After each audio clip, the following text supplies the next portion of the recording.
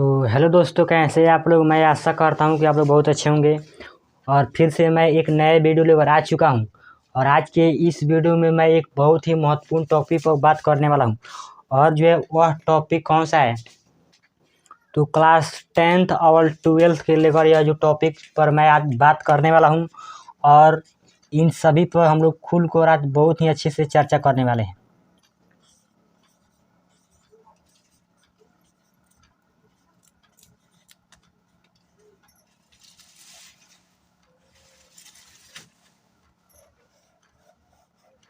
तो class 10th और 12th का जो है हम लोग एग्ज़ाम देते हैं, तो उसमें जो है हम लोग को कितना मार्क्स लाने पर जो हम लोग को फर्स्ट डिवीज़न होता है, और कितना मार्क्स लाने पर जो है हम लोग को सेकेंड डिवीज़न, और कितना नंबर अगर हम लोग लाते हैं तो हम लोग को थर्ड डिवीज़न से पास करना होता है। ठीक है, तो इन्हीं सभी चर्चाओं पर हम लोग आज बात करने वाले हैं।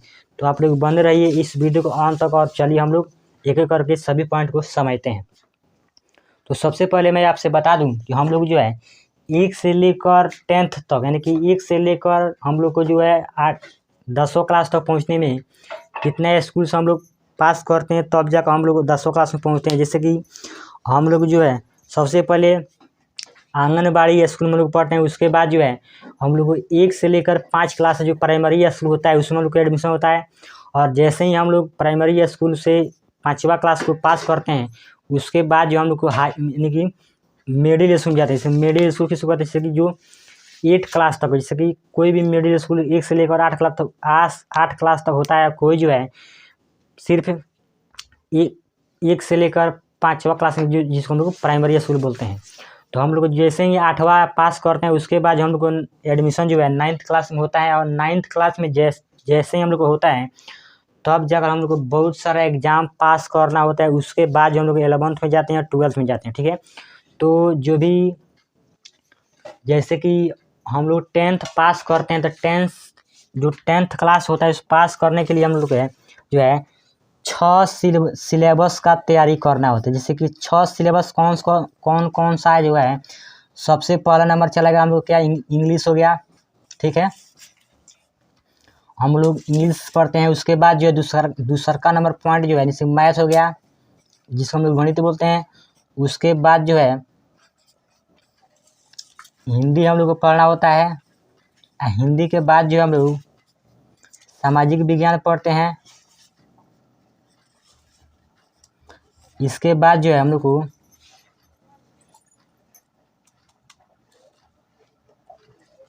विज्ञान को पढ़ना होता है।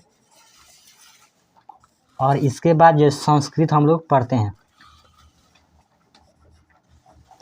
तो इन 6 सिलेबस को हम लोग को पढ़ना होता है। 6 सिलेबस हम लोग को फाइनल एग्ज़ाम होता है।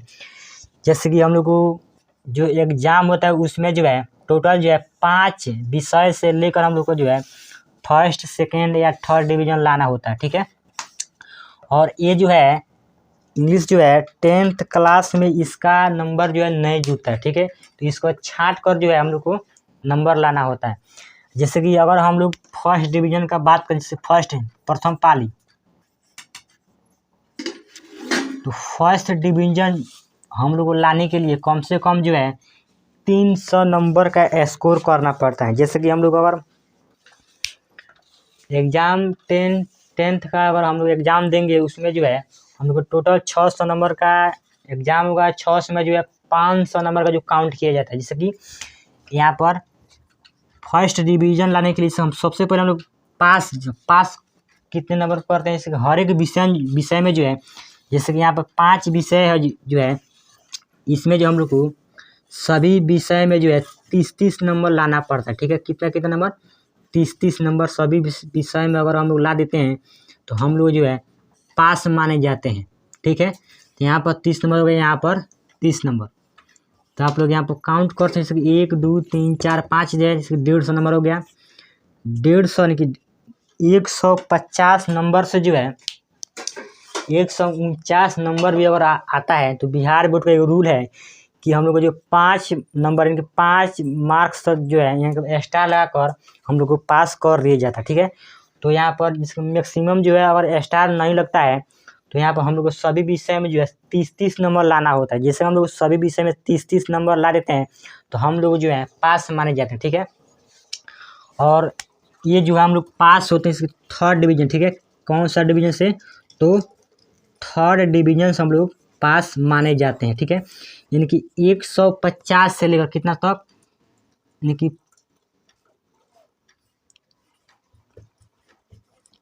3rd डिवीजन लाने के लिए हम लोग को जो है 150 से लेकर 150 से जैसे ही 1 नंबर कम होगा तो हम लोग फेल हो जाते हैं, ठीक है। बिहार बोर्ड हम लोग क्या कर देता है तो फेल कर देता है। जैसे हम लोग को 150 से लेकर कितना तक, यानी कि 2nd डिवीजन, यानी कि सेकेंड जैसे कि 224 नंबर हम लोग लाते हैं तो हम लोग 3rd डिवीजन के रूप में माने जाएंगे, ठीक है। इसके बाद जो अगर हम लोग का नंबर जो है इससे यानी कि ज़्यादा आता है, यानी कि 200 जैसे ही 1 नंबर बढ़ जाएगा, यानी कि 225 से लेकर 299 के बीच में अगर हम लोग का नंबर आता है हम लोग 2nd डिवीजन से पास माने जाते हैं, ठीक है। और इसके बाद जो है 1st डिवीजन लाने के लिए हम लोग यानी कि 300 कितना, 300 से लेकर जहाँ तक भी हो, जैसे कि 400, 450, 480, 490, जहाँ तक हम लोग का जो है जैसे हम लोग तैयारी किए होते हैं उसके अनुसार जो नंबर आता है। जैसे हम लोग को 1st डिवीजन लाने के लिए जो हम लोग को 300 से प्लस नंबर लाना होता है तब जाकर हम लोग 1st ला सकते हैं। और उसके बाद जो 2nd डिवीजन लाने के लिए कितना, कम से कम जो 225, कम से कम जो है 225 से लेकर 299 के बीच हम लोग का नंबर जो रहेगा तो हम लोग 2nd डिवीजन के रूप में माने जाएंगे। उसके बाद जो है 150 से लेकर 224 के बीच में अगर हम लोग का नंबर आता है तो हम लोग 3rd डिवीजन से पास माने जाते हैं, ठीक है। और इसके बाद जो है क्लास 12th का जो होता है, क्लास 12th का और क्लास 10th का दोनों जो है इसी पैटर्न को जो फॉलो करता है, ठीक है। तो इसलिए मैं एक महत्वपूर्ण टॉपिक पर आज बात किया हूँ और आप लोगों को ये समझाने का प्रयास किया, तो मुझे आशा है कि आप लोगों को समझ में आ गया होगा। जैसे कि अगर हम लोग 150 से लेकर 224 के बीच में अगर हम लोग का नंबर आता है हम लोग 3rd डिवीजन के रूप में पास माने जाते हैं। और उसके बाद जो है 225 से लेकर 299 के बीच में अगर हम लोग का नंबर आता है हम लोग 2nd डिवीजन के रूप में माने जाते हैं। उसके बाद जो है 300 से लेकर 300 प्लस नंबर अगर हम लोग का आता है तो हम लोग 1st डिवीजन के रूप में माने जाते हैं। तो ये वीडियो आप लोग को कैसा लगा आप लोग कमेंट बॉक्स में बता सकते हैं। और जो है आप सभी से एक छोटा सा रिक्वेस्ट रहेगा कि मैं जो है इस चैनल पर जो है क्लास 8 यानी कि क्लास 8वां से लेकर क्लास 12th तक और 12th का जो है इंग्लिश और हिंदी का मैं पूर्ण रूप से तैयारी कराता हूँ। और जो है आर्ट्स सब्जेक्ट का जितना भी सब्जेक्ट होता है कि एक म्यूजिक को छोड़कर उसके अलावा जो भी सब्जेक्ट होता है उन सभी को मैं इस चैनल पर तैयारी कराता हूं। तो अगर आप लोग इस चैनल को देख रहे हैं तो आप लोग से मेरा एक छोटा सा रिक्वेस्ट रहेगा कि आप लोग अगर बिहार बोर्ड से जुड़े हुए हैं तो आप लोग इस चैनल को सब्सक्राइब कीजिए और इस वीडियो को जो है अपने उन सभी दोस्तों के पास शेयर कीजिए। जो भी आपका दोस्त जो है घर बैठे मोबाइल फ़ोन के माध्यम से ऑनलाइन के माध्यम से अगर आप लोग तैयारी करना चाहते हैं तो आप लोग इस वीडियो से जुड़ सकते हैं, इस चैनल के माध्यम से जुड़ सकते हैं, ठीक है। तो चलिए फिर से मैं मिलता हूँ आप लोग के साथ एक नए वीडियो के साथ।